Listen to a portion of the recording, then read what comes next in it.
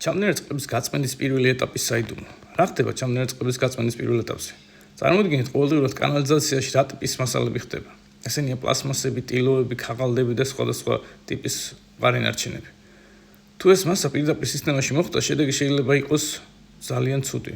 რამაც შეიძლება გამოიწვიოს ტუმბოების დაზიანება, მილების გაჭედვა, მთელი გამწმენდის სისტემის შეფერხება და ასე შემდეგ. აი ამ შემთხვევაში ჩნდება გისოსების მაგია. გისოსები არსებობს ორი ტიპის: მსხვილი გისოსები და წვრილი გისოსები. მსხვილი გისოსების შემთხვევაში აქ იგულისხმება გისოსები, რომელსაც 20-დან 100 მმ-მდე მსხვილი ფრაქციის დაჭერა შეუძლია.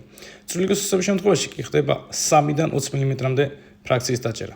საშუალოდ ერთ დღეში მიღებული სკრინინგების რაოდენობა შეადგენს დაახლოებით 50 litrს 1000 სულ მოსახლეზე. ეს ნიშნავს, რომ დიდი ქალაქების შემთხვევაში ყოველდღიურად საკმაოდ დიდი მოცულობის მყარი ნარჩენის გამოყოფა ხდება გაწმენდის პირველ ეტაპზე. გისოსების მთავარი მიზანია ჩამონადენი წყლების არსებული მსხვილი ფრაქციის მოცილება, რათა არ დაზიანდეს ტუმბოები, არ დაიბლოკოს მილსადენები, ეფექტურად იმუშაოს ბიოლოგიურმა გაწმენდმა, მთლიანმა სისტემამ იმუშაოს სტაბილურად.